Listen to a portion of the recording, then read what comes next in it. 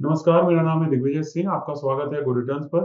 त्योहारी सीजन चल रहा है, ऐसे में शुभ मुहूर्त भी है और शुभ मुहूर्त के चलते निवेश को तरह-तरह के ऑप्शन हैं, तो उसमें निवेश कैसे किया जा सकता है, कैसे करना चाहिए, किन गलतियों से बचना चाहिए, ताकि भविष्य के लिए जो कॉर्पस हम तैयार करना चाहते हैं, जो पैसा हम तैयार करना चाहते हैं, वो उनमें कहीं हम मिस ना करें। तो इस पूरे मैनेजमेंट को कैसे करें और किन गलतियों से बचें, इन सब के लिए हमारे साथ आज बातचीत करेंगे वेल्थ एडवाइजर और मीरा मनी के को-फाउंडर आनंद राठी सर। आनंद राठी सर, आपका बहुत-बहुत स्वागत है गुड रिटर्न्स पर। Thank you so much. Sir, festive season चल रहा है, तो इस सीजन में जब निवेश के सेंटिमेंट अच्छे हैं, तो आप क्या सजेस्ट करेंगे हमारे दर्शकों को कि निवेश किस तरह से किया जाए और अब तक आप कैसा ट्रेंड देख रहे हैं निवेश का सर? तो पहले दिग्विजय, मैं ट्रेंड के बारे में बात करता हूँ। जी। ऐसा कोई क्लियर ट्रेंड नहीं है कि अगर आप इस टाइम पे इन्वेस्ट करोगे तो आपके रिटर्न्स अच्छे होंगे, हुँ, बहुत अच्छे होंगे, बहुत खराब होंगे। ऐसे कोई क्लियर ट्रेंड नहीं है। हालांकि हम लोगों ने थोड़ा बहुत एनालिसिस किया था और ये भी समझा कि आज के, अगर समझ लो आपने दिवाली के टाइम पे इन्वेस्ट किया तो हुँ, रिटर्न थोड़े से कम आते हैं, मतलब ज़्यादा नहीं, थोड़े से कम आते हैं इन जनरल, इन कंपैरिजन दूसरे टाइम फ्रेम के लिए। बट ये टाइम है खुशियों का, ये टाइम है आप मिलते हो लोगों से, ये टाइम है आप अपने रिलेटिव से, दोस्तों से, सबसे मिलते हो। और एक खुशी का टाइम होता है, और इस खुशी खुशी में अगर आप जब इन्वेस्ट करना चाहते हो और एक थोड़ा एक्स्ट्रा कमिट करना चाहते हो अपने फ्यूचर के लिए, मुझे लगता है कि आज का टाइम काफी अच्छा है उसके लिए, उस हिसाब से कि खुशी खुशी में आई वांट टू कमिट थोड़ा ज्यादा फॉर माय फ्यूचर। जी, तो इसमें अगर मैं बात करूँ कि जैसे अब चूँकि गोल्ड बाइंग को लेकर बहुत अच्छा शुभ मुहूर्त देखा जा रहा है। गोल्ड बाइंग एक तरीके से बोलते हैं पारंपरिक है, बहुत अच्छा ट्रेंड भी होता है जब लोग गहने और अलग-अलग तरीके से निवेश करते हैं ख़ास करके बुलियन मार्केट में। आप किस तरह के एसेट में निवेश की सलाह देंगे हमारे दर्शकों को, ख़ास करके जो लॉन्ग टर्म के लिए निवेश करना चाहते हैं? देखो, दो तरीके से एंट्री होती है इस टाइम पे, एक होता है कल्चरल रीजन, एक होता है लॉजिकल रीजन। हुँ, कल्चरल रीजन अगर लेते हैं, जैसे समझ लो धनतेरस के टाइम पे काफी लोग इस टाइम पे हुँ, गोल्ड या सिल्वर लेना चाहते हैं। पहले जमाने में ज्वेलरीज लेते थे, आजकल लोग गोल्ड बीज या गोल्ड म्यूचुअल फंड या ऐसे कोई चीज लेते हैं। Gold is a good asset two by, आपके हेजिंग के लिए ऐसे ऐसे माना जाता है। और धनतेरस के टाइम पे क्योंकि लोग लेते हैं, मुझे लगता है कि आपको भी लेना चाहिए। May be about 5%, may be about 10%, वो आपके पोर्टफोलियो के ऊपर है। बट आप गोल्ड ले सकते हो जब दशहरा, जब धनतेरस होता है। ऑन दी अदर हैंड, आपको अगर आप देखोगे तो लोग जनरली मुहूर्त ट्रेडिंग के टाइम पे स्टॉक्स या म्यूचुअल फंड लेते हैं।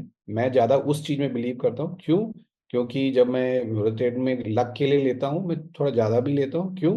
ओवर पीरियड ऑफ टाइम मुझे लगता है कि 10 साल, 5 साल अगर मैं इस पैसे को छोड़ दूंगा, काफ़ी वेल्थ क्रिएट कर सकता हूँ। तो मेरा जनरल फोकस इस टाइम पे दो होता है। एक होता है गोल्ड और दूसरा होता है equity, whether in the form of mutual funds और शेयर्स। वो आपके ऊपर डिपेंड करता है। तो निवेश के इस अच्छे माहौल में और जो हम आप बता रहे हैं कि अलग-अलग पोर्टफ़ोलियो में आप अपने हिसाब से भी निवेश कर सकते हैं कि किनमें आप ज़्यादा सहज हैं, क्या आप देख रहे हैं। किन गलतियों से बचना चाहिए जब हम निवेश के परिवेश में जब हम देख रहे हैं कि बहुत अच्छा ऑप्शन कई सारे इन्वेस्टमेंट टूल्स हैं हमारे पास, तो किन गलतियों से बचें? ख़ास करके जब हम लॉन्ग टर्म के लिए एक अच्छे अच्छे फ्यूचर के लिए तैयार कर रहे हैं अपना पैसा तो किन गलतियों से बचना चाहिए?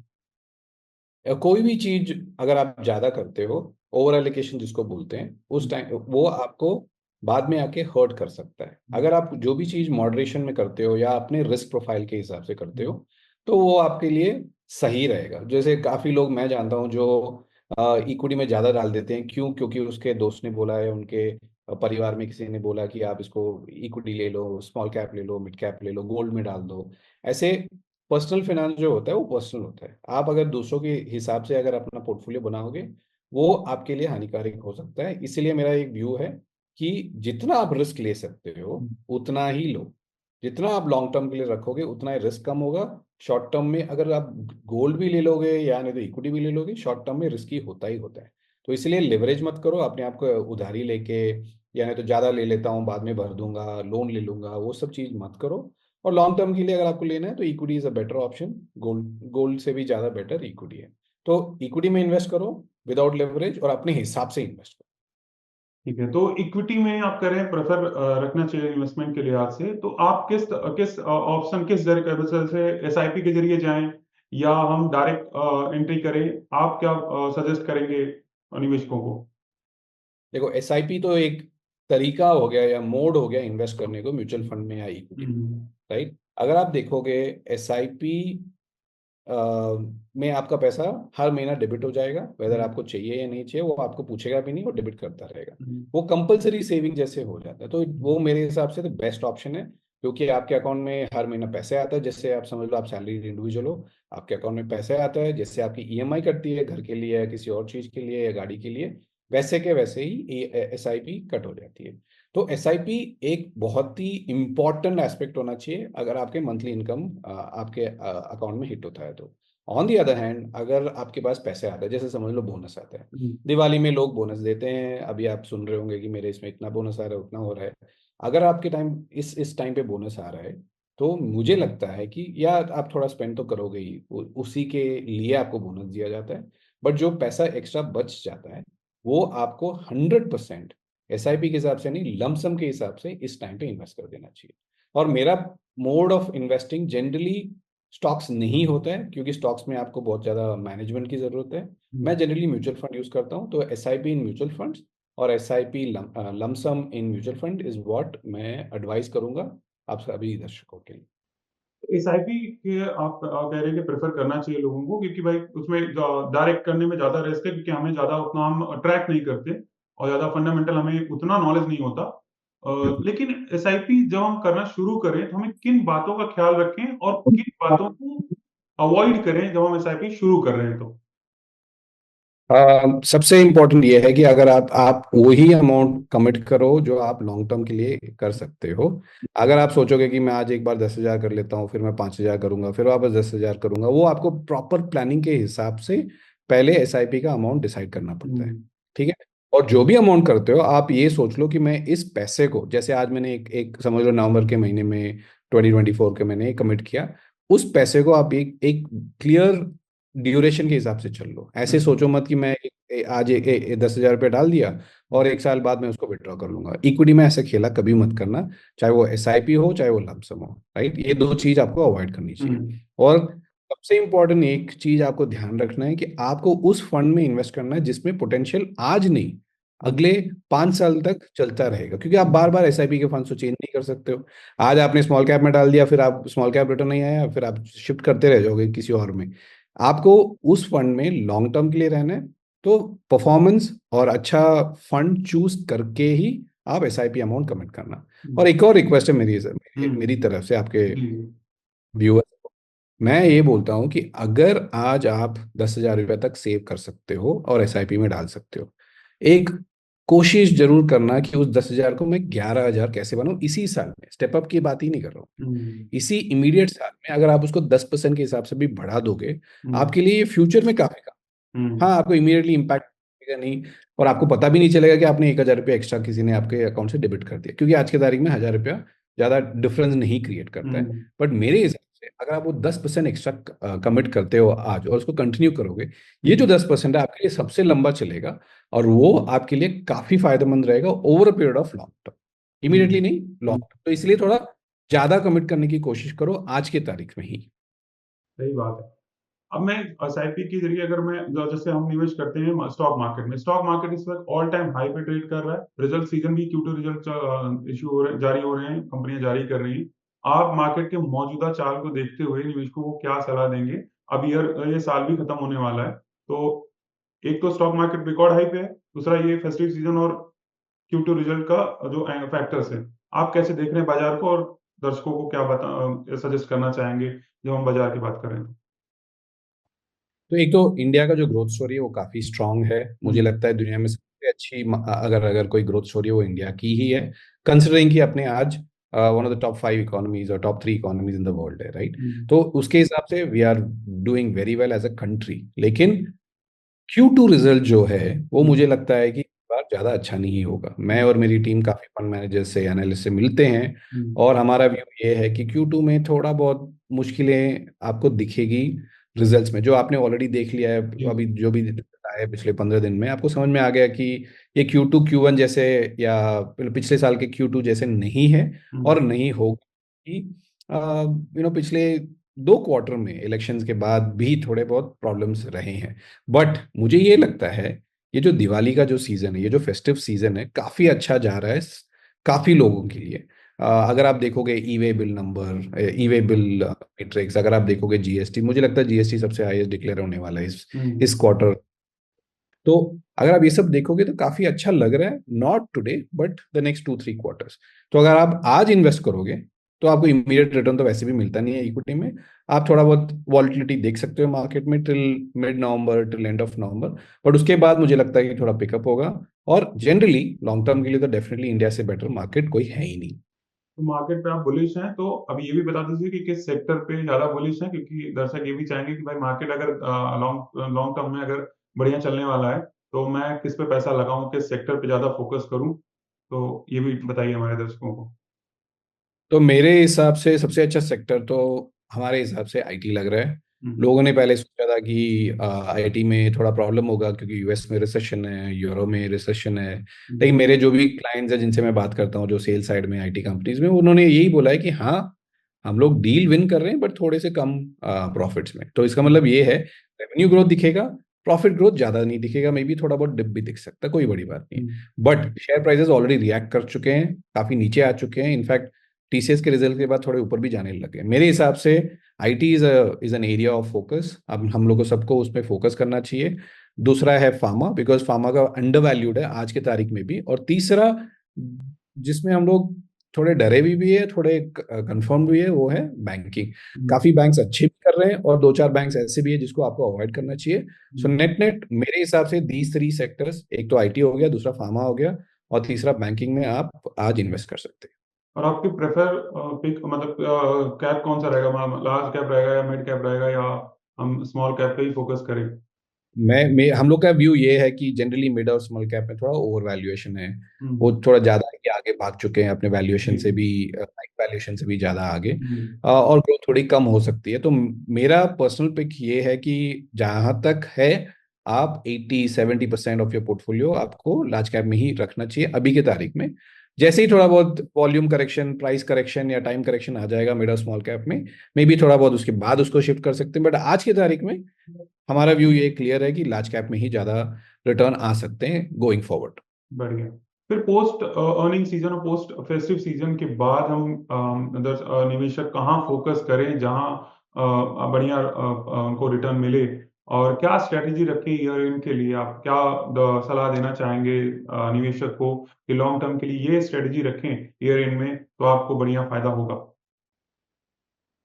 सबसे अच्छा फायदा आपको इक्विटी में ही होने वाला है, जी। क्योंकि अगर कंट्री ग्रो करेगी तो कंपनीज ग्रो करेगी, अगर कंपनीज ग्रो करेगी तो कंपनीज के शेयर होल्डर्स ग्रो करेंगे, अगर आप शेयर होल्डर है तो आपकी ग्रोथ 100% होने वाली ही है। हुँ, अगर आप इक्विटी होल्डर हो कोई अच्छे कंपनीज के, हुँ, या नहीं तो कोई अच्छे म्यूचुअल फंड्स के जो इन टर्न अच्छे कंपनीज के इक्विटी होल्डर्स हो जाते हैं। हुँ, तो हमें लगता है कि इंडिया आज जहां पे भी है, अगले अगले निफ्टी जो भी बोल लो आप, सेंसेक्स बोल लो, कुछ भी बोल लो, मुझे लगता है कि यहाँ से अगर आप नॉमिनल जीडीपी के हिसाब से भी देखोगे, इंडिया 12-13% के हिसाब से ग्रो करेगा।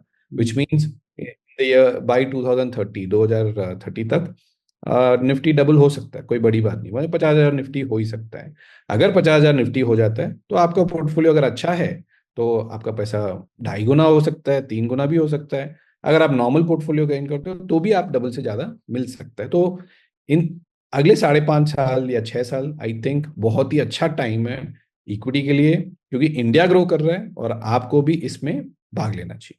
तो इक्विटी मार्केट के लिए तो अगला 5-6 साल अच्छा रहने वाला है, आप ऐसा बता रहे हैं। ये जो ट्रेडिशनल जो इन्वेस्टमेंट टूल्स हैं, जैसे सरकारी स्कीम हो गई, एफडी हो गई, इन पर क्या कहना चाहेंगे? क्या करना चाहिए निवेशकों को? सिर्फ इक्विटी पे ही फोकस करना चाहिए, या एफडी या पोस्ट ऑफिस स्कीम जो गवर्नमेंट स्कीम है, उन सब पे भी फोकस करना चाहिए? और पोर्टफोलियो का कितना हिस्सा यहाँ निवेश करना चाहिए, अगर निवेश लॉन्ग टर्म के लिए लिहाज से देखें तो? तो इक्विटी तो सबसे इंपॉर्टेंट पार्ट होना ही चाहिए, बिल्कुल, चाहे आप 20 साल के हो या 40 साल के हो, 55 ईयर्स के बिल्कुल, हो, सब में बिल्कुल। आपको इक्विटी पे ही फोकस होना चाहिए। हुँ, बट जो पैसा आपको अगले 2-3 साल में चाहिए, वो आपको थोड़ा उस पैसे को आप ज़्यादा रिस्क में नहीं डाल सकते। हम्म। इक्विटी में चलो आज सब कुछ अच्छा लग रहा है, कल सब कुछ चेंज भी हो सकता है, तो इसीलिए आपको एलोकेशन जो बोलते हैं ना सब चीज़ में सही ढंग से रखना पड़ेगा। हम्म। डेट में जैसे एफडी है, एफडी जरूर अच्छा है, बट एफडी का जो टैक्स है वो सब अगर आप डालोगे तो फिर आपका रिटर्न ज़्यादा बचती नहीं है। तो हम्म। हमारा व्यू ये है कि आज की तारीख में इंडिया का इंटरेस्ट रेट भी काफ़ी अच्छा है। हम्म। डेट अगर आप गवर्नमेंट सिक्योरिटीज में आज पैसा डालते हो, बहुत सारे फंड्स है जो लॉन्ग टर्म गवर्नमेंट सिक्योरिटीज में डालते हैं, जो आज के तारीख में 7% के आसपास रिटर्न देते हैं। हम्म। अगर आप इसको ढंग से ट्रेड कर सकते हो तो हम्म। आपको इसमें भी डबल डिजिट रिटर्न मिल सकते हैं डेट में, क्योंकि इंटरेस्ट रेट जब नीचे जाएगा, जो जाने वाला है, हम्म। जो जो बॉन्ड आप होल्ड करोगे वो ऊपर जाएगा, तो इसमें आप मे बी 20-25% तक भी आपके पोर्टफोलियो में जा सकते हो, अगर आपको थोड़ा पोर्टफोलियो में स्टेबिलिटी चाहिए। हम्म। अगर आपको बहुत ज़्यादा स्टेबिलिटी चाहिए तो डेट में आप गवर्नमेंट सिक्योरिटीज भी डाल सकते हो, प्लस थोड़ा बहुत क्रेडिट रिस्क फंड्स भी डाल सकते हो, हम्म। थोड़े duration play. FD generally avoid कर सकते हैं, बट एक चीज बहुत जरूरी है, हम्म। आप प्रोविडेंट फंड और ये जो एनपीएस स्कीम्स है इसको आप मिस मत करना। हम्म। जितना हो सके इसमें आप कंट्रीब्यूट करते रहो, ये टैक्स बेनिफिट्स भी देते हैं आपको, प्लस आपको पोस्ट टैक्स रिटर्न भी काफी अच्छा मिलता है। इन दोनों में आपको फोकस करके रखना चाहिए। ये जो मिस वाली आपने बात करी, तो सब मैं यंग प्रोफेशनल्स के से ही एक एंगल से एक सवाल पूछना चाहूंगा कि पहली नौकरी लगते ही क्या नहीं मिस करना चाहिए। जब मैं एक वेल्थ एडवाइजर से जब मैं बात कर रहा हूँ, तो क्या सजेशन होगा जो यंग प्रोफेशनल्स हैं, जो जो पहली नौकरी ज्वाइन की है, उनके लिए पहला स्टेप क्या करना चाहिए कि आगे पैसों की किल्लत कम से कम ना हो।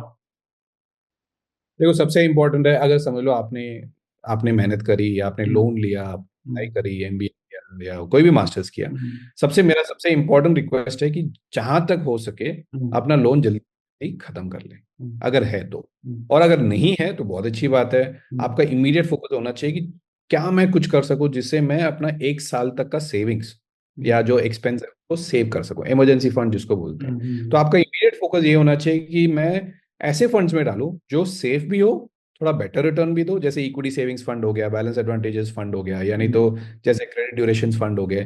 तो आप इसमें अपना पैसा, पहले का पैसे डाल दो ताकि आप सेफ हो गए, जब आपका पेट भरा रहेगा, सेफ्टी भरी रहेगी, तो आप नेक्स्ट लेवल पे रिस्क ले सकते हो। So my first point is PF, जैसे मैंने पहले भी बोला था, पीएफ को तो मिस करना ही नहीं है, जितना हो सके हम्म। पीएफ में इन्वेस्ट करो। अगर आप कोई भी आईटी कंपनीज में काम करते हो, जो अमेरिकन कंपनीज है, उसमें ईएसपीपीस करके एक स्कीम्स होते हैं, उसमें भी मैक्सिमम जितना इन्वेस्ट कर सकते हो उतना करो, इमरजेंसी फंड में डालो। अगर ये 3 चीज 4 चीज हो जाती है जो थोड़ा रिस्क फ्री है, तो आप नेक्स्ट लेवल पे SIPs in equity mutual fund start कर सकते जो सबसे बड़ी दिक्कत है वो ये कि जानते हैं आजकल ऑनलाइन सारे चीज सारी ये नियम और इन्वेस्टमेंट के ट्रिक ट्रिप सब कुछ लोगों को पता होता है, लेकिन जो मिसिंग होता है वो है डिसिप्लिन। आप सबको, मतलब जो यंग प्रोफेशनल्स हैं, जो जो 60 के आसपास पहुंच रहे हैं, जो आप एक सलाह देना चाहेंगे कि वो मिस ना करें, डिसिप्लिन कैसे मेंटेन रखें।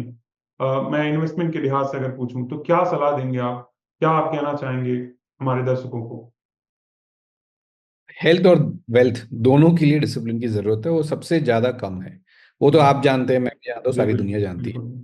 कि दैट्स वाई ये जो एसआईपी है जो आपको कंपलसरीली सेव करता है, बहुत बड़ा हिट हो गया आज की तारीख में। 22,000 करोड़ होना मतलब बहुत बड़ी बात है, और वो इसलिए हिट हुआ क्योंकि वो आप कंपलसरीली, आप चाहे मार्केट ऊपर हो या नीचे हो, आपका पैसा हम्म। डेबिट होता ही होता है। हम्म। राइट। तो मुझे पता है ये जो, देखो इन्वेस्टिंग तो साइकोलॉजिकल है, काफी टाइम ये साइकोलॉजिकली होता है। क्यों आप प्रॉफिट्स को होल्ड नहीं कर पाते? क्योंकि आपका दिमाग बोलता है कि प्रॉफिट में बेच दो बेच दो बेच दो, जैसे ही तो इन्वेस्टिंग को साइकोलॉजिकल एंगल में देखना पड़ता है। हम्म।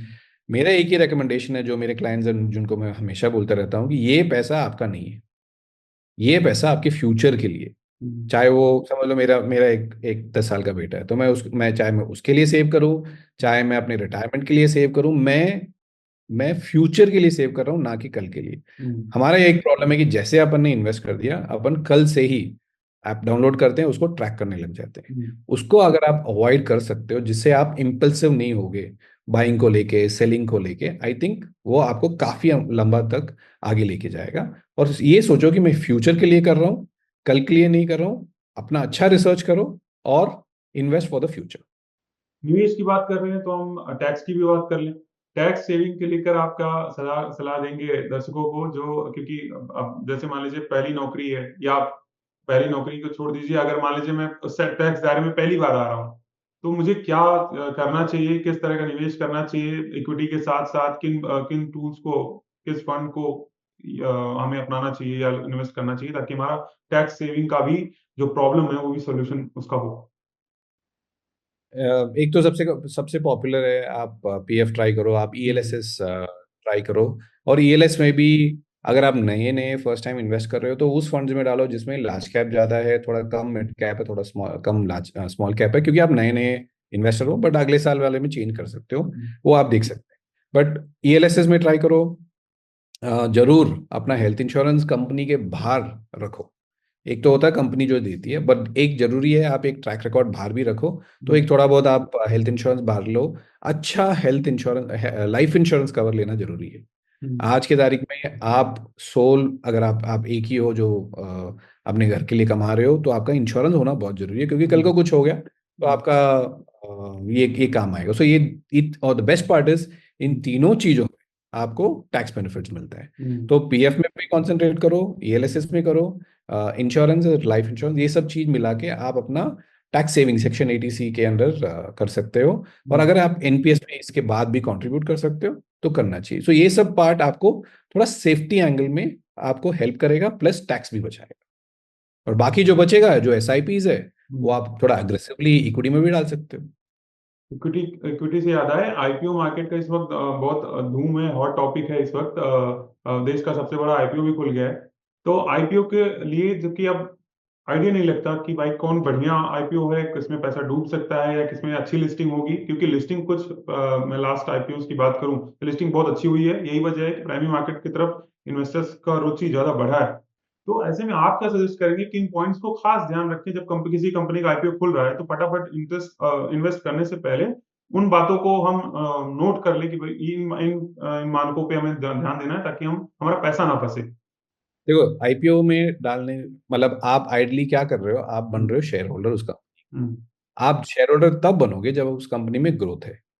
अगर आप उस कंपनी में ग्रोथ देखना चाहते हो तो वो आपको, ये आईपीओ दो रीजन से हो सकता है। एक होता है हुँ, कि मैं ये जो पैसा मैं रेज करता हूँ मार्केट से, उसको मैं ग्रोथ स्ट्रेटजीज में डालूंगा और कंपनी को और ग्रो करूँ। हुँ, और ऐसे भी आईपीओ आते हैं जिसमें आपको पता है कि क्लियरली कि ये जो आईपीओ का पैसा है ये लेके वो शेयर जो एग्जिस्टिंग शेयर होल्डर को देगा, तो वो निकल जाएगा और दूसरा शेयर होल्डर आएगा, जो पैसा जो मैंने दिया है वो कंपनी के ग्रोथ में कहीं यूज नहीं आ रहा है। आपको ये क्लियरली आपको प्रोस्पेक्टस में देख के पढ़ना हुँ, पड़ेगा, तो पैसा है किस चीज के लिए काम आ रहा है। देखो, आईपीओ गेन्स तो ठीक है, हो जाता है आज के तारीख में। आईपीओ गेन्स होना बहुत नॉर्मल है, आगे भी होगा। अभी तो आईपीओ का सीजन स्टार्ट हुआ है, अभी तो middle of the IPO season है और लंबा जाएगा, आपको काफी सारे आईपीओ मिलने वाले, वो कोई टेंशन नहीं। बट थोड़ा सीरियसली अगर आप लॉन्ग टर्म के लिए सोचेंगे तो थोड़ा शेयर होल्डर की तरह सोचना जरूरी है।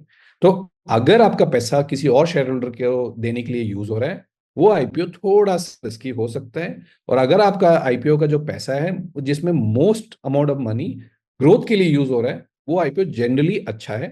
थोड़ा पास्ट देखोगे, थोड़ा फ्यूचर देखोगे, उसके बाद इसको आप डिसाइड करो कि मुझे डालना है, पैसा डालना है, नहीं डालना है। और अगर आप आईपीओ गेन्स के लिए खेल रहे हो, थोड़ा रिस्की स्ट्रैटेजी है, आप फंस भी सकते हो, तो थोड़ा ध्यान से खेलो। That's my only request. Thank you sir, Anand Rathi sir, thank you so much. तो आनंद राठी जी ये कह रहे हैं कि भाई पैसा लगाना भविष्य के लिए बहुत ज़रूरी है, और उसमें प्रेफ़र जो कर रहे हैं आनंद सर, वो कर रहे हैं इक्विटी के लिए। तो आईपीओ में अगर आप निवेश कर रहे हैं, तो किन बातों का ध्यान रखना है, ये भी बताया उन्होंने। तो फेस्टिव सीज़न में आनंद सर आप जुड़े मुझसे, हमसे जुड़े, हमारे दर्शकों से जुड़े आप, और अच्छी सलाह दी कि कैसे एक मोटा पैसा तैयार किया जा सकता है, कैसे हम किन गलतियों से बच सकते हैं। इन सब के लिए बहुत-बहुत धन्यवाद sir. Thank you very much sir. Thank you Digvijay.